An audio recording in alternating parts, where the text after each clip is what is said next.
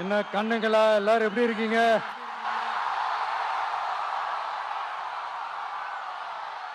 சாப்பிட்டீங்களா எல்லாரும்? சாரி, கொஞ்சம் லேட் ஆயிடுச்சு. என் நெஞ்சில் குடியிருக்கும் உங்கள் அனைவருக்கும்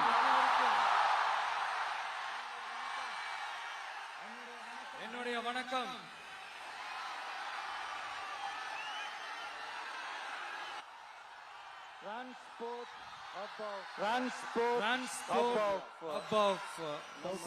சவுத் இந்தியா, நம்ம நாமக்கல் மாவட்டம். இங்க நீங்க பாத்தீங்கன்னா இந்த லாரி பாடி கட்டுற தொழில இருந்து இன்னும் நிறைய தொழில்கள் செய்யற ஊரும் நம்ம நாமக்கல் ஊர் தான். அது மட்டும் இல்ல, நாமக்கல் மாவட்டத்தோட இந்த முட்டை உலகமும் கூட ரொம்ப ஃபேமஸ். எக் சிட்டின்னு கூட கூப்பிடுவாங்க. அது மாதிரி தமிழ்நாட்டு மக்களுக்கு இந்த சத்தான உணவு முட்டை கொடுக்கிற ஊர் மட்டும் இல்ல, தமிழ்நாட்டு மக்களுக்கு உணர்ச்சி ஊற்ற மண்ணும் கூட. இதை நான் ஏன் சொல்றேன்னா,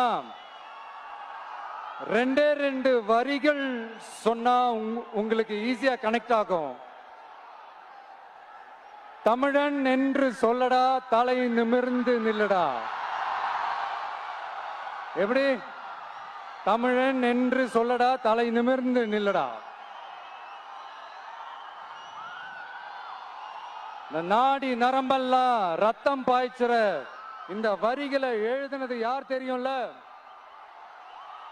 யார் எழுதுனா? விஜயகாந்த் சார் சொன்னாரு. ஆனா நம்ம அண்ணன் கேப்டன் அவர்களுக்கு மட்டும் இல்ல, நமக்கும் சேர்த்து எழுதின இந்த வரிகளை யார் எழுதினது தெரியும்ல? நாமக்கல் மாவட்டத்தை சேர்ந்த மேகனூர்ல பிறந்த நாமக்கல் கவிஞர் திரு ராமலிங்கம் பிள்ளைதான், அவர்கள்தான். அடுத்து தமிழ்நாட்டு மக்களுக்கு இந்த இடஒதுக்கீடு உரிமையா வழங்கினதும் இதே நாமக்கல் மாவட்டத்தை சேர்ந்த திருச்செங்கோடு பகுதியில் இருக்கிற ஒருத்தர் தான்.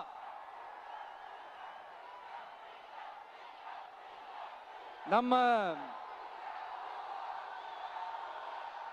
சென்னை மாகாணத்தோட முதலமைச்சரா இருந்த சுப்பராயன் அவர்கள். அவர்தான் அந்த மாபெரும் மனிதர். மக்களுக்கு இடஒதுக்கீடு உரிமைய வழங்கினதுல இவருக்கு மிகப்பெரிய ஒரு பங்கு ஒன்று இருக்கு. அதுதான் இந்த கம்யூனல் GO 1071 அதை கொண்டு வந்து பட்டியலின மக்களுக்கும் பிற்படுத்தப்பட்ட மக்களுக்கும் இத வழங்கினார். அதனாலதான் அவரு முதலமைச்சரா பதவியேற்றதுக்கு அப்புறம் முதல் தமிழர் அப்படின்ற அந்த பெருமையோட சொன்னது மட்டும் இல்லாம, இதே நாமக்கல்ல அவருக்காக ஒரு மணிமண்டபம் கட்டுவோம்னு வாக்குறுதி நம்பர் 456 கொடுத்தது யாரு?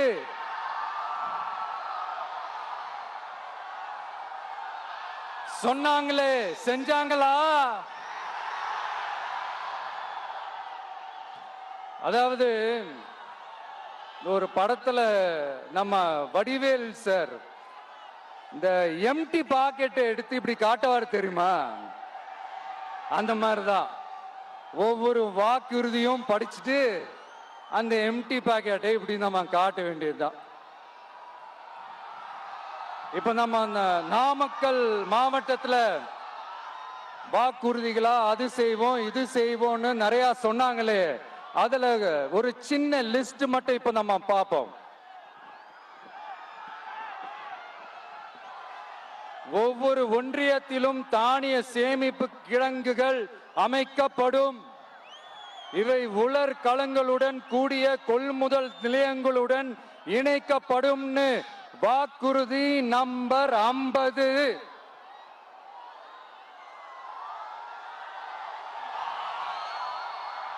கொப்பரை தேங்காயை தமிழக அரசே கொள்முதல் செய்யும். அதிலிருந்து தேங்காய் எண்ணெயை உற்பத்தி செய்து நியாய விலை கடைகள் மூலம் விற்பனை செய்ய நடவடிக்கை எடுக்கப்படும். வாக்குறுதி நம்பர் 66.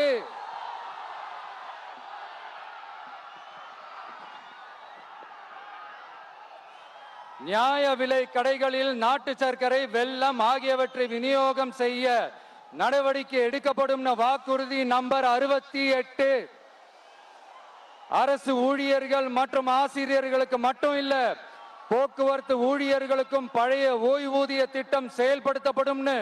வாக்குறுதி நம்பர் 152. இதெல்லாம் சொன்னாங்களே, செஞ்சாங்களா?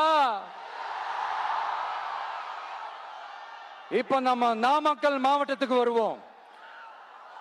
ஒரு நாளைக்கு 5 கோடி முட்டைகள் உற்பத்தி செய்யப்பட்டு உலகம் முழுவதும் ஏற்றுமதி ஆகிற இந்த நாமக்கல் மாவட்டத்தில் அந்த முட்டைகள் வீணாகாம பாதுகாப்பா வைக்க முட்டை சேமிப்பு கிடங்குகள் அமைக்கணும்ன்ற அந்த கோரிக்கையும், பாக்டீரியா மற்றும் வைரலாஜிக்கல் பரிசோதனையை மேற்கொள்ள ஆராய்ச்சி மையம் அமைக்கணும்ன்ற கோரிக்கையும் பல ஆண்டுகளா இருக்கு. ஆனா அதை இதுவரைக்கும் ஆண்ட கட்சிகளும் சரி, இப்ப ஆளும் கட்சிகளும் சரி, அதை பத்தி கொஞ்சம் கூட யோசிக்கவே இல்லை. அப்புறம் திமுக எம்எல்ஏவுக்கு சொந்தமான ஒரு மருத்துவ கல்லூரியில் நடைபெற்ற கிட்னி திருட்டு, அதுதான் நாடறிஞ்ச விஷயமாச்சு. அதை நான் திருச்சியிலே பேசியிருந்தேன். ஆனா அதுல நம்ம நாமக்கலை சேர்ந்தவங்க தான் அதிகமா பாதிக்கப்பட்டிருக்கிறதா சொல்றாங்க. அதிலும் குறிப்பா விசைத்தறியில் பணிபுரியும் ஏழை பெண்களை குறிவைத்து அந்த கிட்னி திருட்டு நடந்திருக்குன்னு சொல்றாங்க.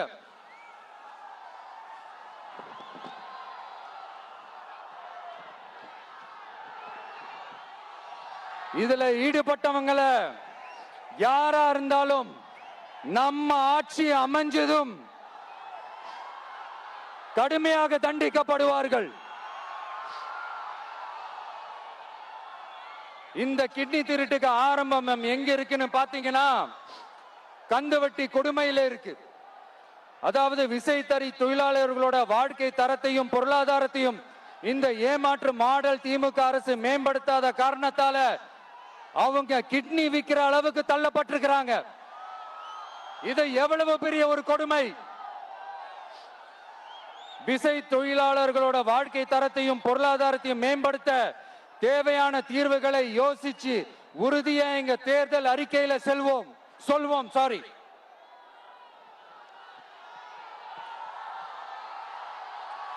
நான் இந்த சுற்றுப்பயணத்துல எல்லா ஊருக்கும் போகும்போது ஒரே விஷயத்தை தான் மக்கள் ரிப்பீட்டடா நம்ம கிட்ட சொல்றாங்க. அடிப்படை சாலை வசதி, குடிக்க நல்ல குடிநீர், ஒரு நல்ல மருத்துவ வசதி இல்ல, நல்ல டாக்டர்ஸ் இல்ல, பெண்கள் பாதுகாப்பு. இதத்தான் அவங்க கேட்கிற இந்த அடிப்படை விஷயங்கள். அவங்க பெருசா எதுவுமே கேட்கறது இல்ல. என்னப்பா இந்த விஜய் எங்க போனாலும் கேள்வியா கேட்கிறாரு, இவர் வந்தா என்ன செய்வாருன்னு கேட்டதுக்கு 2 இடத்துல அதுக்கான விளக்கத்தை ஒண்ணு சொன்னோம். கல்வி, ரேஷன், மருத்துவம், குடிநீர், அடிப்படை சாலை வசதி, மின்சாரம், போக்குவரத்து, பெண்கள் பாதுகாப்பு, சட்டம் ஒழுங்குன்னு இந்த மாதிரி அடிப்படை விஷயங்கள்ல எந்த சமரசமும் இல்லாம கரெக்டா செய்யப்படும்னு சொன்னோம். இதைத்தானே எல்லாரும் சொன்னாங்க. அதே தான் இவரும் சொல்றாரு. இவர் என்ன புதுசா என்ன சொல்லிட்டாரு? புதுசா எதுவுமே சொல்லலையே. ஐயா, அரசியல் மேதைகளே, பெரியவங்களே, ஒரு மனுஷனுக்கு சாப்பிடறதுக்கு நல்ல சோறு, படிக்கிறதுக்கு நல்ல கல்வி, குடிக்கிறதுக்கு நல்ல குடிநீர், அவனை பார்த்துக்கிறதுக்கு நல்ல மருத்துவ வசதி, வேணுங்கிற இடத்துக்கு போயிட்டு வர்றதுக்கு நல்ல போக்குவரத்து, அதுக்கான சாலை வசதி, பாதுகாப்பான ஒரு வாழ்க்கை, இதுதானே ஒரு மனுஷனுக்கு அடிப்படை தேவை. இன்னைக்கும் இது நம்ம எல்லாருக்கும் இது தேவைதானே. அப்புறம் அதை சரியா செய்வோம்னு சொல்றது தானே சரி. அதனாலதான் சொன்னோம், எது நடைக்கு சாத்தியமோ, எது உண்மையோ அதை மட்டும் தான் சொல்லுவோம், அதை மட்டும் தான் செய்வோம். இந்த திமுக மாதிரி பொய்யான வாக்குறுதிகளை எப்பவுமே கொடுக்க மாட்டோம். புதுசா சொல்லுங்க, புதுசா சொல்லுங்கன்னா என்னத்த சொல்றது? எனக்கு புரியலையே. என்னத்த புதுசா சொல்றது?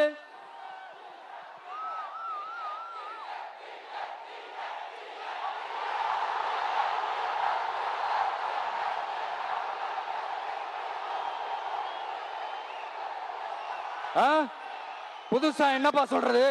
செவ்வாய் கிரகத்துல ஐடி கம்பெனி கட்டப்படும், காத்துல கல்வீடு கட்டப்படும், அமெரிக்காவுக்கு ஒத்தடி பாதை போதப்படும், வீட்டுக்குள்ளே ஏரோப்ளேன் ஓட்டப்படும். இந்த மாதிரி அடிச்சு விடுவோமா?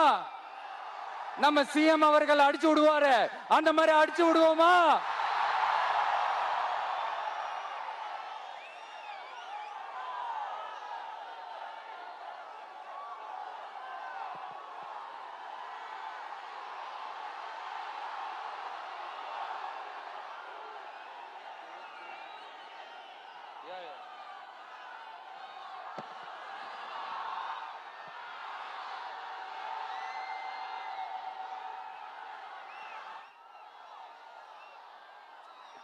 நான் ஏற்கனவே சொன்னதை தான் இங்க நான் திரும்பவும் சொல்றேன். ஒண்ணு, இந்த பாசிச பாஜக அரசோட எப்பவுமே நாங்க ஒத்து போக மாட்டோம். ஒண்ணு. ரெண்டாவது, இந்த திமுக அரசு மாதிரி அண்டர் கிரவுண்ட் டீலிங், மறைமுக உறவுக்காரர்களா இந்த பாஜகவோட எப்பவுமே நாம இருக்க மாட்டோம். ரெண்டு. மூணாவது, மூச்சுக்கு முன்னொரு தடவை அம்மா அம்மா அம்மான்னு சொல்லிக்கிட்டு ஜெயலலிதா மேடம் சொன்ன அந்த விஷயத்தை டோட்டலா மறந்துட்டு ஒரு பொருந்தா கூட்டணியா ஒரு கூட்டணியை ஒண்ணு அமைச்சுக்கிட்டு கேட்டா தமிழ்நாட்டோட நலனுக்காக இந்த பாஜகவோட கூட்டணி வச்சிருக்கோம்னு சொல்லிக்கிறாங்களே, அவங்கள மாதிரியே நாம இருக்க மாட்டோம். இல்ல, நான் தெரியாம தான் கேக்குறேன். இந்த பாஜக அரசு தமிழ்நாட்டுக்கு என்ன செஞ்சிட்டாங்க? நீட்டை ஒழிச்சிட்டாங்களா? கல்விக்கு தேவையான அந்த நிதியை முழுசா கொடுத்துட்டாங்களா? இல்ல தமிழ்நாட்டுக்கு தேவையான எல்லா விஷயங்களையும் தான் சரியா செஞ்சிட்டாங்களா? அப்புறம் எதுக்காக இந்த சந்தர்ப்பவாத கூட்டணின்னு நான் கேட்கல. புரட்சி தலைவர் எம்ஜிஆர் அவர்களோட உண்மையான தொண்டர்கள் அவங்க கேக்குறாங்க. சரிப்பா, அவங்க கூட்டு பொரியல் அப்பளம்னு எதையாவது கிண்டிக்கிட்டோம், நமக்கு எதுக்கு? மக்களே, இன்னொரு முக்கியமான விஷயம், இத கவனமா கேளுங்க. அதிமுக பாஜக நேரடி ஒரு உறவுக்காரர்கள்னு எல்லாருக்குமே தெரியும். அவங்களோட கூட்டணி மேல மக்களுக்கு எந்த ஒரு நம்பிக்கையும் இல்லைன்னு எல்லாருக்குமே தெரியும். ஆனா அட் த சேம் டைம் இந்த திமுக குடும்பம் இந்த பாஜகவோட அண்டர் கிரவுண்ட் டீலிங், மறைமுக உறவுக்காரர்களா இருக்காங்கன்றது தயவு செஞ்சு மறந்துடாதீங்க. வரப்போற தேர்தல்ல, அடுத்த வருஷம் வரப்போற தேர்தல்ல நீங்க திமுகவுக்கு ஓட்டு போட்டீங்கன்னா அது பாஜகவுக்கு ஓட்டு போட்ட மாதிரி.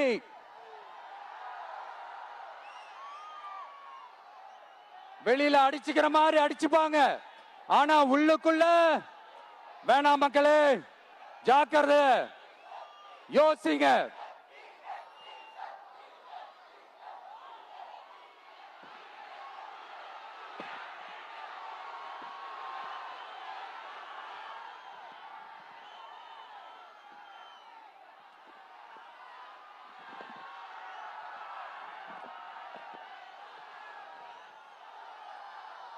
அதனாலதான் மறுபடியும் சொல்றேன், திரும்பவும் சொல்றேன், 2026ல ஒண்ணு இன்னொன்னு ஒண்ணு இன்னொன்னு.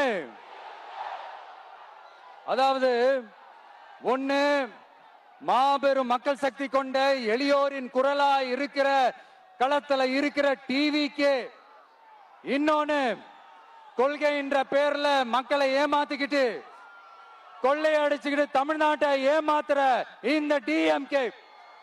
இந்த ரெண்டு பேருக்கு நடுவுல தான்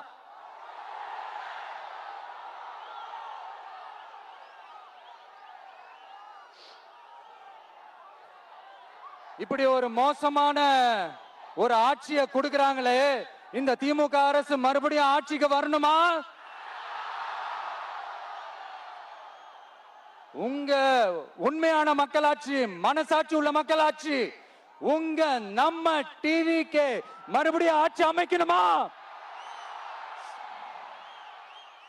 சாரி, இப்ப ஆட்சி அமைக்கணுமான்னு கேட்டேன். சாரி.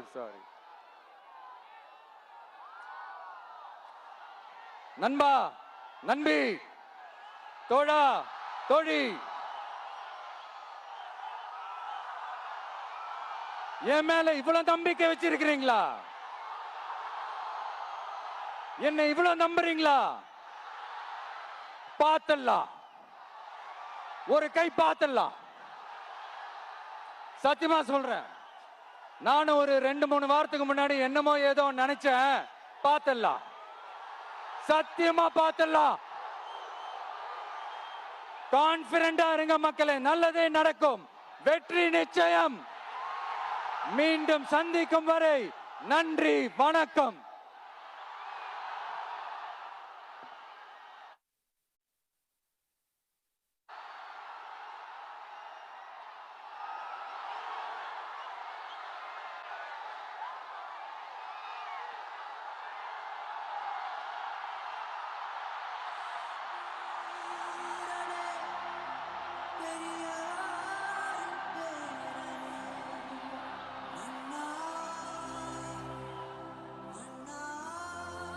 ஆரம்பத்துல பேசும்போது மைக்கு, சாரி, எனக்கும் அந்த மைக்குக்கும் ஒரு மாதிரி ரொம்ப டிஃபரன்ஸா கேட்டுட்டு இருந்தது.